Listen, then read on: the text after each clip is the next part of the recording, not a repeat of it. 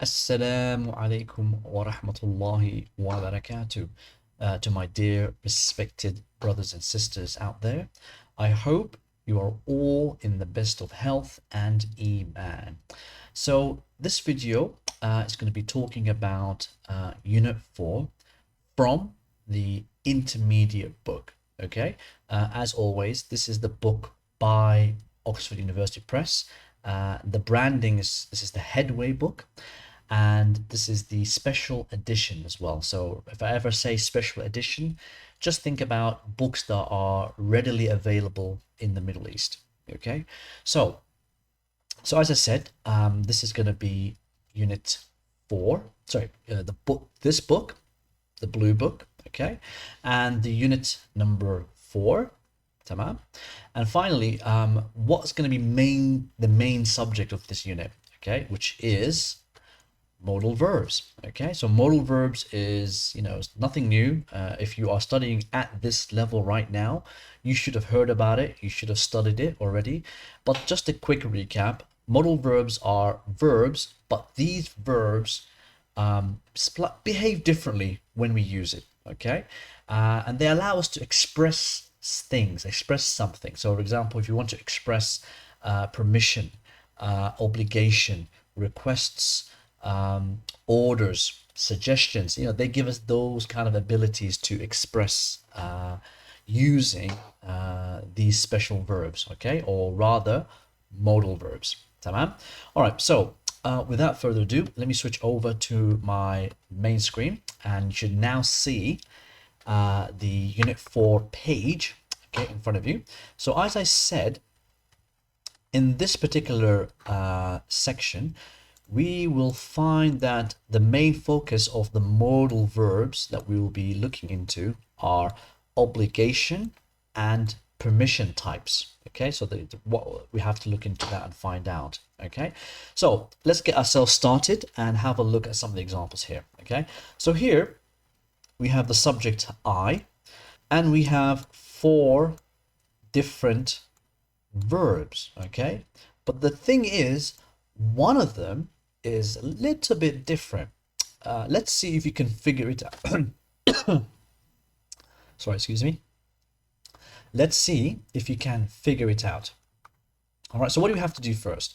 So for each sentence, we need to write a negative, a question, write it in the third person, and finally answer the question, which verb is different. Okay, so let's look into this. Let's write this out on the side here. Let me just grab that and put it to the side here.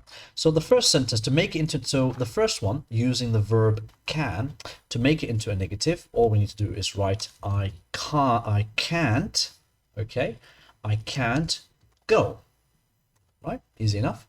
To make the second sentence into negative, we say I shouldn't go. Okay, should not, shouldn't. The third is I must go. Okay, and the last one is I don't have to go. Okay, so these are all the negatives, all right, for to help us answer the first one. Now, how do you write the questions for all of these? Okay, so the questions for the first one, we're going to say, can I go? Okay, that's the first one. The second one, should I go? Okay, the third one, must I go? And the last one, okay, let me just capitalize it, do I have to go? Okay, so far we've written the negative and we've written the question. Finally, we're gonna write, okay, the third person. So how do we write the third person? We're gonna say he, for example, can't go. Okay, so the third person is when we talk about he, she, or it. Okay, so he can't go. The next one says he should go. Okay, so just make a space between all of them. And the next one, he must go. Okay, and the last one we're going to say, let's see, he has to go. Okay, now if you've paid attention, you should have noticed that one of the verbs behaves differently. Okay, now all of these verbs like can, should, must, and have to, they are modal verbs, right? But one of them looks different, right? And I'm sure you all are pointing to the answer, which is this one. Okay, have to. Okay, now have to doesn't look like a modal verb, but it behaves like a modal verb. Okay, we do have others in the English language, such as need to, ought to. Okay, so they use the preposition to.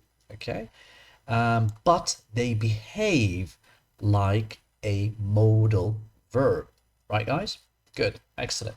So the last one, as you can see, it behaves like a regular verb, right? With the regular verb, when we write a question, we need to use the word do. Okay, let me just clear the page. Okay, so we need to use the word do to make a question. All right, and when we make a negative, we need to use the word don't.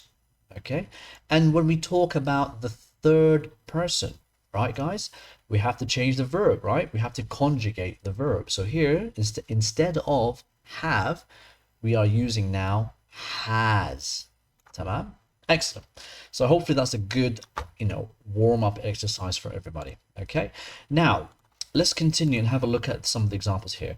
Now here, we have two teenagers here. I think one of them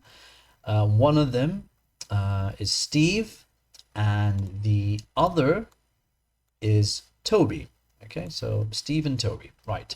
So these teenagers, they are talking to each other. Okay, so and one of the things we have to look at now, we have to look at these new modal verbs. We have something called I have got to.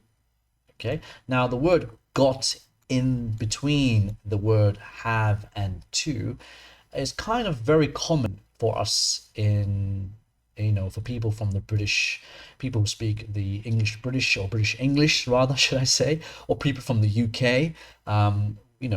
It's very common to hear people talk and use the word got. I've got to, or I have, I've about anything, we generally say, have you got a pen, instead of do you have a pen? Okay, so anyway, so we have got to, we got another one called can, and we also have the verb to be plus allowed to. Oh yeah, this is another example, allowed to. Okay, so again, this one doesn't look like a modal verb, but it does behave like one, right, guys? Good. Now let's have a look. So here, we have a conversation. We have about, mashallah, about 10 sentences here. So what we have to do is listen, first of all, to their conversation and try to pick up what they are saying for each sentence. Okay, so, and they will be using one of those three. So either they're using have got to, or can, or be allowed to. Okay, so the be, it can change to an is or an are, okay, or an am, okay, depending if it's singular or plural and so forth. All right, so without further ado, let's listen to the audio. Unit 4, 4.1, Teenagers and Parents. Tell me, what are some good things about being a teenager and not an adult? Well, you don't have to go to work. Yeah, and you don't have to pay bills. Okay. And you can spend time with your friends. You can go out and go shopping, things like that. Yes, but adults can do all that too. The difference is they don't have to ask for permission as often as we do. That's true. I mean, if I'm going somewhere, I have to tell my parents where I'm going and what time I'm coming home. Me too, otherwise Mum worries. So what time do you have to get back home? Well, Mum and Dad like me to be home early on school nights, so I'm not tired the next day. And how do you manage for money? I never have enough money. That's true. My parents pay for most of the big things, my clothes and my phone and my computer, the things I need, but I'm not allowed to have whatever I want. Mum and Dad give me an allowance every month so I can go out with my friends, to a football match or for a burger. And if I want something expensive, like designer trainers, I save some of my allowance each month to pay for them. Okay. So some things are a bit tough for teenagers, but what do you think it's like being an adult, Toby? Well, adults have to worry about paying the bills and taking care of their family. They can't always do what they want. They have responsibilities, you mean? Yeah, I mean, my dad has to work really long hours, and he has to do a lot of driving. And Mum has a part-time nursing job. She doesn't have to work every day, but on her days off, she's always rushing around, shopping or cooking or cleaning. Steve, tell me about school. What are some of the rules at your school? Oh, there are so many. Let's see. We can't wear jeans. We aren't allowed to chew gum. We aren't allowed to bring mobile phones to class. Yes, it seems like we have millions of rules. And if you break a rule, you have to stay after school. Well, speaking of school, I've got to go. I've got to revise for a maths test. Right, okay, so that is a very, very long conversation, okay? So what we can do is try to take it by, step by step, okay? So I'm going to play the audio, all right? I'm going to stop at each section to try and answer some of these questions. Tamam? All right, let's play the first one. Unit 4, 4.1, Teenagers and Parents. Tell me, what are some good things about being a teenager and not an adult? Well, you don't have to go to work. So the first one says, you don't have to. Okay, so remember guys, with the verb have to, we can use regular rules here. So when you have a normal verb to make a question, we use do, okay? To make a negative, we use don't. All right, good. Let's continue. Yeah, and you don't have to pay bills. So number 2, you don't have to pay bills. The first one, you don't have to go to work and you don't have to pay bills.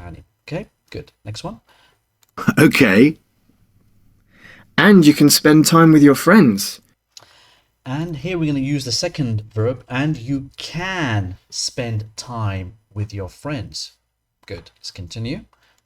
You can go out and go shopping, things like that. Yes, but adults can do all that too.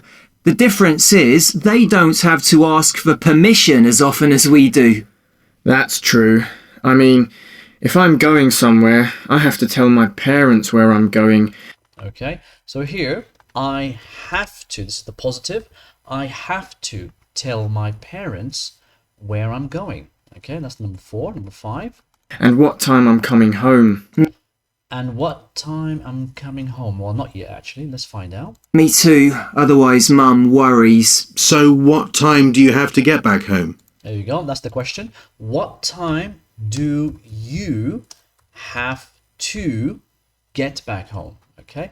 So remember, again, with the word have to, we must use do or, do or does when writing a question. All right, let's continue. Well, Mum and Dad like me to be home early on school nights, so I'm not tired the next day. And how do you manage for money? Ugh, I never have enough money. That's true. My parents pay for most of the big things, my clothes and my phone and my computer, the things I need, but I'm not allowed to have whatever I want. Okay, so I'm not allowed. So here they're saying I am not allowed. So the verb, so remember here, be and be, the be we've changed into an am because the subject is I. So I am not allowed. Okay, and then to the last bit, I'm not allowed to have whatever I want. Good, let's carry on. Mum and Dad give me an allowance every month so I can go out with my friends, to a football match or for a burger. And if I want something expensive, like designer trainers, I save some of my allowance each month to pay for them. Okay. So some things are a bit tough for teenagers, but what do you think it's like being an adult, Toby? Well, adults have to worry about paying the bills and... All right, so adults have to. Okay, so they have to, meaning they have to. Good, next one. taking care of their family.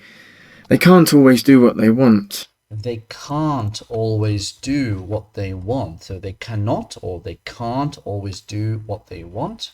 Good. Just another two more and then we're done. They have responsibilities, you mean? Yeah, my dad has to work really long hours and he has to do a lot of driving. And Mum has a part-time nursing job. She doesn't have to work every day, but on her days off, she's always rushing around, shopping or cooking or cleaning. Steve, tell me about school. What are some of the rules at your school? Oh, there are so many. Let's see. We can't wear jeans. We aren't allowed to chew gum. We aren't allowed to bring mobile phones to class. Okay, here they're saying instead of here they're using the word are, we are not, or with the contraction are not becomes aren't. So aren't, okay, aren't allowed to. Okay, so before, now the verb be becomes are because of the subject we. Okay, before we used am because of the subject I. Tamam? Good. All right, let's carry on for the last one. Us? Yes, it seems like we have millions of rules. And if you break a rule, you have to stay after school. Well, speaking of school, I've got to go. I've got to revise for a maths test. Okay, the last one he used, I have got to revise. Okay, so this time he used the word got in between. Okay, this is more informal. Okay, guys. So whenever you hear people say, "I've got to do this," I've got," think of the conversation as informal, whereas formal. Okay, so formal, we will do without the word got. Say, I have to go, I have to leave. All right, guys. Good, excellent. So that concludes this exercise. So just to remind you guys about the answers, you don't have to go to work. You don't have to pay bills. You can spend time with your friends. I have to tell my parents where I'm going. What time do you have to get back home? I'm not allowed to have whatever I want. Adults have to worry about paying the bills. They can't always do what they want. We aren't allowed to bring mobile phones to class. And finally, I have got to revise for my maths exam. Okay, excellent. Right, so that will conclude today's lesson, and this lesson will be part 1. Okay, guys. So what you have to take away from today's lesson is that there are some modal verbs. Okay, so the modal verbs that we are very used to are things like can, should, could. We know those, but there are other kinds which they look different but they behave the same way. So like the words have to, allowed to, need to, ought to. Okay, they all have the preposition to in it. Okay, so those follow the normal rules when you write a question and when you write the negative. Okay, but the rest, the normal modal verbs that we use, we don't need to write do or does. Okay, we can just write the negative straight away. So so we can say I can, the negative, I can't. Okay, but with the word have to, the positive is I have to, the negative is I don't have to, and not I have not to. That's incorrect. Okay, guys? Good. Thank you very much for your time. I will produce the part 2 where we will continue with Unit 4. Thank you very much.